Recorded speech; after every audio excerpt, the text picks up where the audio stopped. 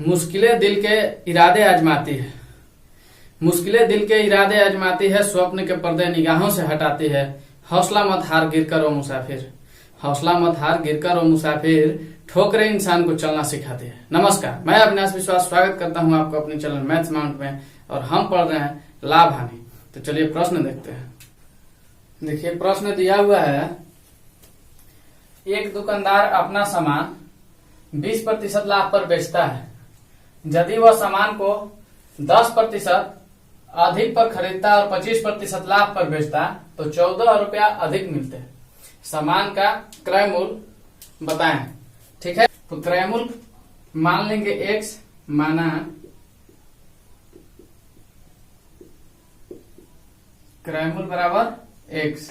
ठीक है, जो चीज बताना है उसी को मान लिए। ठीक है, तब चलिए क्रय मूल्य हम मान लिए x, और बोल रहा है कि बेचता है कितना पर, 20% लाभ पर। पहला लाइन पढ़िए, तो विक्रय मूल्य ज्ञात करिए। क्रय मूल्य हमको पता चला x मान लिए हैं, तो विक्रय मूल्य कितना हो जाएगा, x का 120%। 20% लाभ पर बेचता है अर्थात 120 पर बेचता है। इधर क्या हो जाएगा, बराबर में ये 6 बार में कट जाएगा, ये 5 बार में कट जाएगा, 6x/5 हो गया। ठीक है, ये वस्तु का विक्रय मूल्य हो गया। लेकिन ये पहला विक्रय मूल्य हुआ। विक्रय मूल्य इसमें देखिएगा 2 विक्रय मूल्य का जिक्र है। अब दिया हुआ है कि यदि वह सामान को 10% अधिक पर खरीदता और 25% लाभ पर बेचता तो 14 रुपया अधिक मिलते। ठीक है, अब देखिए अधिक और कम जब प्रश्न में इस तरह से दे दे, अधिक और कम का जिक्र कर दे, तो हमको पता होता है कि अंतर हो गया, दोनों का अंतर हो गया। किसका किसका, पहले वाले विक्रय मूल्य का और दूसरे वाले विक्रय मूल्य का अंतर कितना है, 14 रुपया के बराबर है। ठीक है, अच्छा अब दूसरा वाला विक्रय मूल्य कहाँ है, तो दूसरा वाला विक्रय मूल्य को निकालते हैं। तो 10% अधिक पर खरीदता। ठीक है, तो दूसरा विक्रय मूल्य ज्ञात करिए। दूसरा विक्रय मूल्य, अब क्रय मूल्य का 10% अधिक अर्थात 110%। ठीक है, अब x कहां से लिए, क्रय मूल्य माने हुए हैं इसलिए x लिए। अब 10% अधिक मतलब 110% अर्थात 10% बढ़ा करके दाम पर खरीदता और कितना पर बेचता, 25% लाभ पर बेचता अर्थात 125/100 पर बेच देता है। इसको काटिए, 25×5 125 और 25×4 100, 0 से 0 काट लीजिए, तो बराबर में निकल के मेरा आ जाएगा कितना, 11×5 55/40। ठीक है, अब ये क्या आ गया, दूसरा विक्रय मूल्य आया। दूसरा विक्रय मूल्य अर्थात SP2 मतलब सेलिंग प्राइस यानी विक्रय मूल्य। ठीक है, चलिए लिख देते हैं विक्रय मूल्य। तो दूसरा विक्रय मूल्य बराबर मेरा आ गया, इधर x हो जाएगा 55x/40। अब पहला विक्रय मूल्य कितना है, 6x/5। अब इन दोनों का अंतर दे दिया है 14 रुपया। ज्यादा दिमाग नहीं लगाए, अब बोल दिया है ना कि 25% लाभ पर बेचता तो 14 रुपया अधिक मिलता है। किससे अधिक मिलता है, पहले वाले विक्रय मूल्य में जितना मिल रहा है उससे 14 रुपया अधिक मिलेगा इस विक्रय मूल्य पर बेचने से। तो चलिए दोनों का अंतर ज्ञात कर लेते हैं। तो 6x/5 पहला वाला विक्रय मूल्य और दूसरा वाला विक्रय मूल्य 55x/40। ठीक है, बराबर 14। ठीक है, इन दोनों का अंतर दिया हुआ है। ठीक है, अब चलिए इसका एलसीएम ले लेते हैं। तो एलसीएम लेने के बाद कितना आ जाएगा, इधर 40 हो जाएगा और ये 8 बार में जा रहा है तो 48 हो गया x, और माइनस 55x और बराबर में 14। ठीक है, अब चलिए आगे देखिए इसके।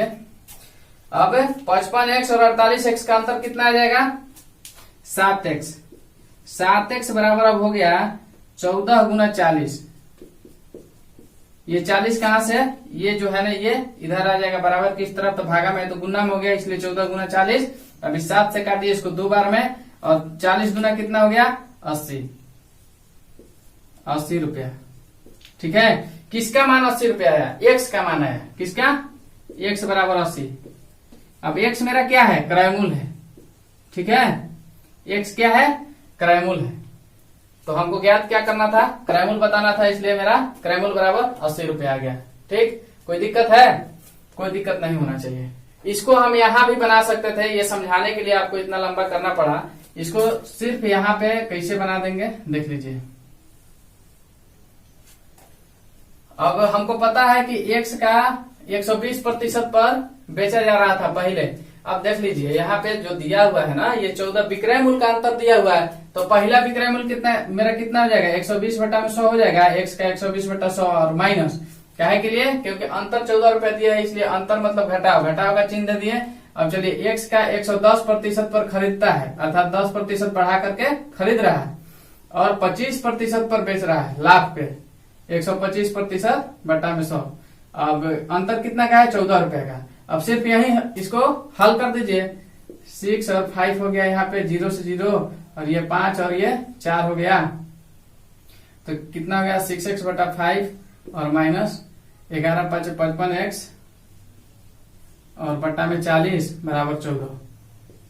ठीक है, ये वाला जो प्रक्रिया हम किए हैं यहाँ पे आकर के, वही चीज हम यहाँ पे कर रहे हैं। ठीक, अगर आप समझ जाइएगा इस चीज को तो आप भी यहाँ पे कर लीजिएगा, कुछ नहीं करना है, बस समझना है। ये हम अलग अलग विक्रय मूल्य निकालने में इतना लंबा किए हुए हैं। अब पहला विक्रय मूल्य मेरा कितना आया है, 6x बटा 5, तो पहला विक्रय मूल्य माइनस दूसरा विक्रय मूल्य कितना आया है, 55x बटा 40, तो पहला विक्रय मूल्य माइनस दूसरा विक्रय मूल्य बराबर 14। ये दिया हुआ है प्रश्न में कि दोनों का अंतर जो है 14 है। ठीक है, अब इसको हल कर लेते हैं तो मेरा 80 आ जाता है, 80 निकल के आ जाता है, जो क्या है, क्रय मूल्य है। x का मान 80 आता है, तो x क्या है, क्रय मूल्य है। ठीक है, चलिए आगे देखिए। प्रश्न दिया हुआ है, एक व्यापारी अपना सामान 30% लाभ पर बेचता है। यदि वह 20% कम पर सामान खरीदा होता और 40% लाभ पर बेचता तो उसे 140 रुपया कम मिलते। सामान का क्रय मूल्य ज्ञात कीजिए। सेम वही प्रश्न है। ठीक है, ठीक से समझिएगा। हमको क्या ज्ञात करना है, क्रय मूल्य। ठीक है, अर्थात सीपी। चलिए क्रय मूल्य हमको ज्ञात करना है, तो मान लेंगे क्रय मूल्य बराबर x। ठीक है, अब बोला जा रहा है कि 30% लाभ पर बेचता है। यदि वह 20% कम पर सामान खरीदा होता और 40% के लाभ पर बेचता तो उसे 144 रुपया कम मिलते। कितना कम मिलता, 144। तो अर्थात पहला SP1 और SP2 का अंतर दे दिया है 144 रुपया। ये SP क्या है, इसको इंग्लिश में सेलिंग प्राइस बोलते हैं, हिंदी में विक्रय मूल्य बोलेंगे। पहला विक्रय मूल्य, इस एक का मतलब हुआ पहला और इस दो का मतलब हुआ दूसरा। पहला विक्रय मूल्य और दूसरा विक्रय मूल्य के बीच का अंतर 144 रुपया है। तो हमको पहला विक्रय मूल्य ज्ञात करना होगा, उसके बाद दूसरा विक्रय मूल्य ज्ञात करना होगा। तो चलिए पहला विक्रय मूल्य ज्ञात करते हैं। ठीक है, फर्स्ट विक्रय मूल्य ज्ञात कर लेंगे इधर। तो चलिए देखते हैं पहला विक्रय मूल्य क्या हो जाएगा। अब हम सीपी मान लिए हैं, क्रय मूल्य मान लिए हैं कि 100 रुपया है। कोई भी वस्तु क्रय मूल्य पर बेचा जाता है, कोई भी वस्तु क्रय मूल्य पर बेचा जाता है, सीपी पे बेचा जाता है। ठीक है, तो चलिए x का 130% निकालेंगे। ठीक है, 10 से 10 काट लीजिए, बराबर 13x बटा में 10। मेरा पहला विक्रय मूल्य 13x बटा में 10 निकल करके आया। ठीक है, तो पहला 13x बटा में 10 लिख लीजिए। अच्छा, माइनस है। अब SP2 ज्ञात करेंगे। ठीक है, SP2 सेकेंड विक्रय मूल्य बराबर, अब देखिए बोल रहा है कि यदि वह, सेकेंड विक्रय मूल्य कहां से होगा, यहां से। अब यहां से पढ़ना शुरू करिए। यदि वह 20% कम पर सामान खरीदा होता। ठीक है, तो चलिए x का 20% कम करिए, अर्थात 100 में से 20 घटाइएगा, 80% पर खरीदना का होगा। यहाँ पे 80% पे सामान को खरीदेगा। ठीक है, अच्छा, अब फिर क्या बोल रहा है, 40% लाभ पर बेचता। अब 80% पे खरीदा है और 40% लाभ पे बेचने की बात कर रहा है, तो लाभ अर्थात 100 पर जोड़ के, यानी 140%। ठीक है, तो इसको काटेंगे हम 20 से, काटिए 20 7 140 और 20 5 100। ठीक है, 20 चौका 80 और 20 पंजा 100। अब देखिए नहीं कटेगा, तो मेरा निकल के क्या आएगा, 7 चौ 28x, 28x बटा में 25। कोई दिक्कत, 4 7 28 और 5 5 25। तो देखिए दूसरा विक्रय मूल्य मेरा निकल करके आ गया 28x बटा में 25, 28x बटा में 25। और दोनों के बीच का अंतर कितना है? 144 रुपया, 144 रुपया। ठीक है, कम दे अधिक दे उससे मतलब नहीं, अंतर समझना, अंतर। ठीक है, अब चलिए इसको हल कर लेंगे। एलसीएम ले लेंगे तो 50 हो जाएगा। ठीक है, 10 पचे 50 तो 13 पचे 65, यहाँ पे 65x हो जाएगा, माइनस 25 दूना 50 तो 28 दूना 56 x बराबर 144। ठीक है, अब देखिए 65x में से 56x को घटा लेंगे तो कितना हो जाएगा? 9x हो जाएगा, 9x। और बराबर में क्या हो जाएगा? अब ये देखिए 50 भागा में है तो 144 तरफ जाकर के गुना में हो जाएगा, 144 गुना 50। ठीक है, अब 9 से ये 16 बार में कट जाएगा 144, 9 से 16 बार में कटा तो इसमें 16 में और 50 में गुना हो जाएगा अब। ठीक है, तो 16 गुना 50 बराबर 800। ये क्या आया? x बराबर आया। x बराबर मतलब क्रय मूल्य बराबर 16 गुना 50 बराबर 800। ये मेरा आ गया क्रय मूल्य। ठीक है, क्रय मूल्य बराबर 800। यही मेरा क्या हो गया? आंसर हो गया।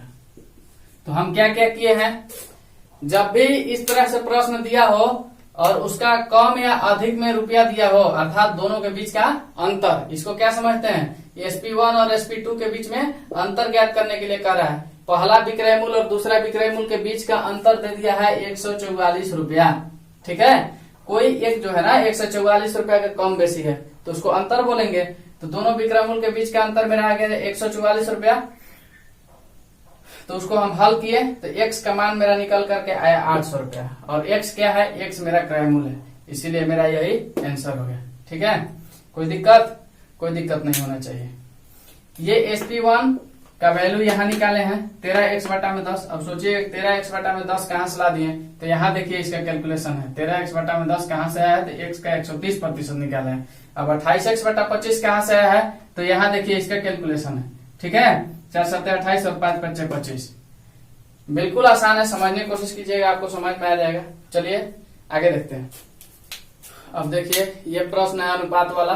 ठीक है, अब दिया हुआ है किसी वस्तु के विक्रय मूल्य और क्रय मूल्य में 5:4 का अनुपात है। ठीक है, बताइए वस्तु को बेचने में कितने प्रतिशत का लाभ होता है?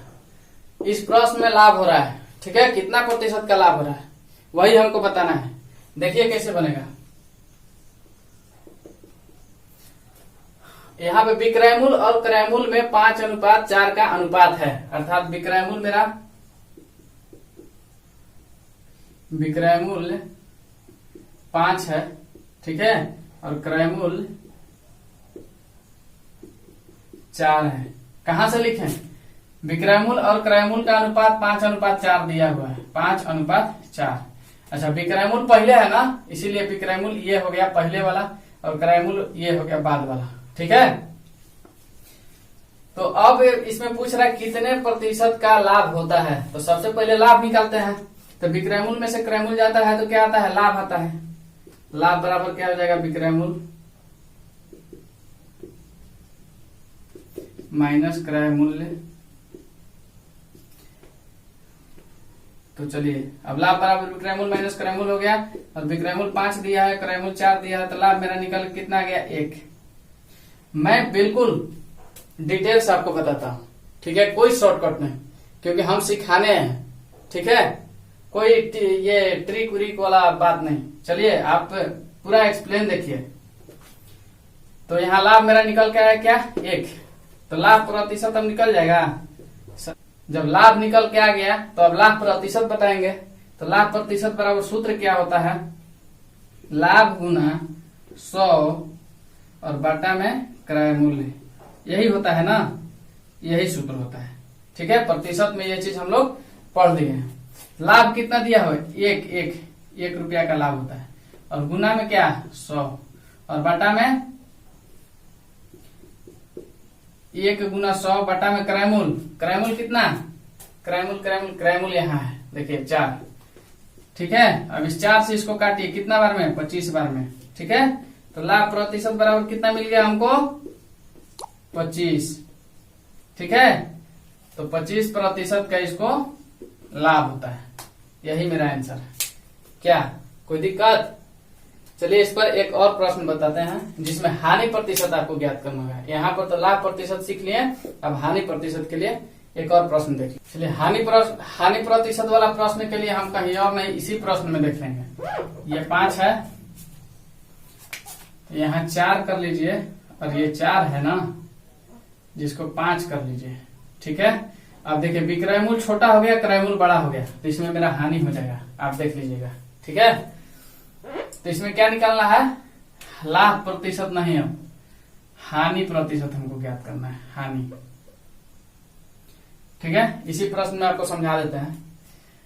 तो अब देख लेंगे, आप विक्रय मूल्य और क्रय मूल्य को खोज लेंगे। हमको हानि होता है, तो हानि बराबर होता क्या है मेरा? क्रय मूल्य माइनस विक्रय मूल्य, तो क्या हो जाता है? हानि हो जाता है। ठीक है, तो चलिए क्रय मूल्य देखिए तो कितना है? क्रय मूल्य की जगह पर क्या दिया हुआ है? 5 दिया हुआ है। ठीक है, 4:5 दिया हुआ है, और विक्रय मूल्य पहले है, अर्थात ये विक्रय मूल्य हो गया, एसपी हो गया ये, और ये सीपी हो गया। ठीक है, तो क्रय मूल्य कितना दिया हुआ है मेरा? 5 दिया हुआ है। अच्छा, अब देखिए विक्रय मूल्य कितना है? 4 है। तो हानि प्रतिशत, हानि बराबर निकल क्या गया? हानि बराबर क्या निकल के आ गया? 1। हमको बोल देगा कि हानि प्रतिशत बताइए, क्या कर लेंगे? हानि गुना 100 और बटा में क्या? क्रय मूल्य। हानि प्रतिशत बराबर सूत्र क्या होता है? हानि गुना 100 बटा में क्रय मूल्य। लाभ प्रतिशत बराबर क्या हुआ था? लाभ गुना 100 बटा में क्रय मूल्य। तो चलिए हानि प्रतिशत हमको ज्ञात करना है, तो हानि की जगह कितना है मेरा? 1 गुना 100। क्रय मूल्य की जगह पे देख लीजिए कितना है? क्रय मूल्य 5।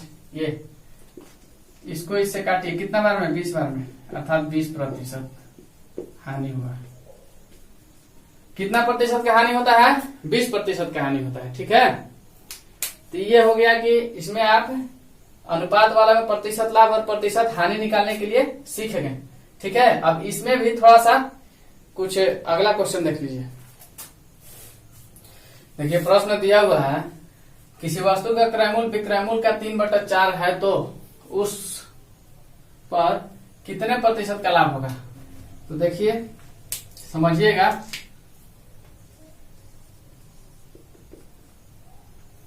अब यहाँ पे देखिए क्रय मूल्य जो है ना, विक्रय मूल्य का 3/4 है। क्रय मूल्य कितना है?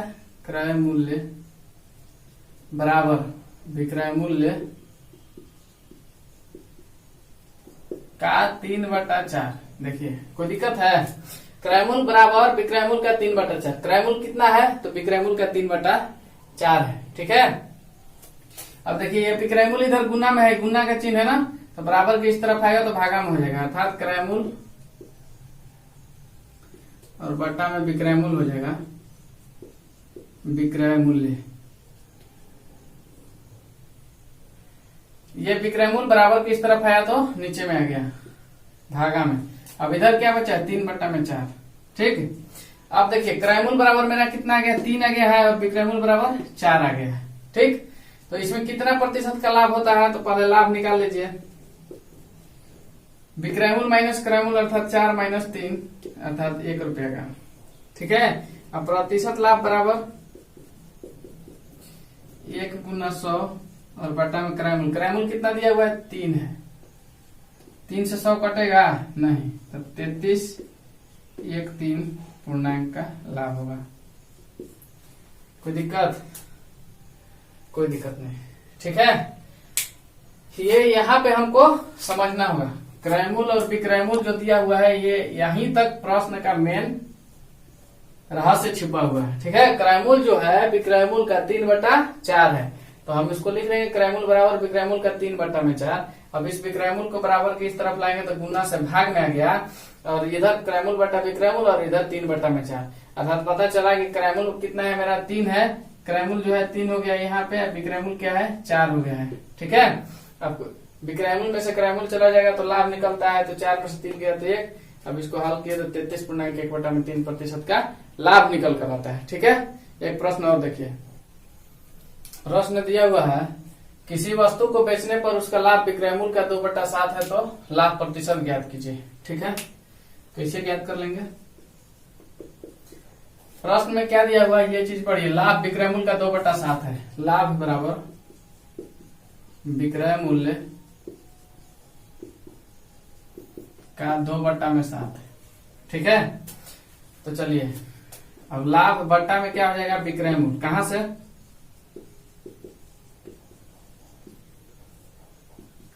ये विक्रय मूल्य कहां से है? ये देखिए, जो गुना में विक्रय मूल्य है बराबर के इस तरफ आएगा, लेफ्ट साइड में आ गया तो भागा में हो जाता है। ठीक है, तो चलिए लाभ बट्टा विक्रय मूल्य हो गया और 2/7 हो गया। यहाँ मेरा स्पष्ट क्या होता है कि लाभ 2 रुपया हो गया और विक्रय मूल्य 7 रुपया। लाभ बराबर 2 और एसपी अर्थात विक्रय मूल्य बराबर 7। अच्छा ठीक है, अब किसी वस्तु पे अगर 2 रुपए का आपका लाभ होता है, ठीक है, और कुल विक्रय मूल्य दिया हुआ 7 रुपया, तो क्रय मूल्य पता चल जाएगा। क्या होता है? विक्रय मूल्य बराबर होता क्या है? एसपी बराबर होता क्या? सीपी प्लस लाभ। अगर लाभ हुआ हो तब, लाभ हुआ हो तब सीपी प्लस लाभ अर्थात क्रय मूल्य प्लस लाभ। ठीक है, विक्रय मूल्य बराबर क्या हो गया? क्रय मूल्य प्लस लाभ। ठीक है, तो इसमें तो लाभ दे रहा है ना कि लाभ जो है लाभ ज्ञात करना, अर्थात लाभ हो रहा है इस प्रश्न में। तो यहाँ पे हो जाएगा कि विक्रय मूल्य बराबर क्रय मूल्य प्लस लाभ। तो चलिए विक्रय मूल्य कितना है आपका? 7 है और क्रय मूल्य नहीं पता है, तो क्रय मूल्य के लिए सीपी छोड़ दीजिए। और लाभ कितना है? 2 है, तो मेरा क्रय मूल्य ज्ञात हो जाएगा। सीपी बराबर क्या हो जाएगा? 5 हो जाएगा।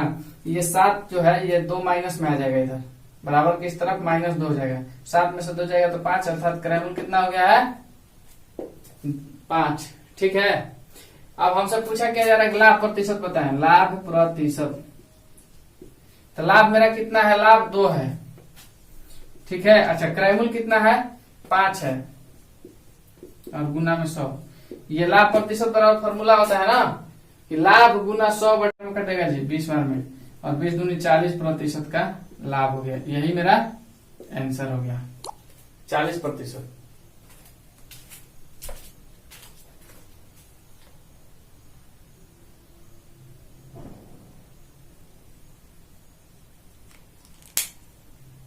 चीज को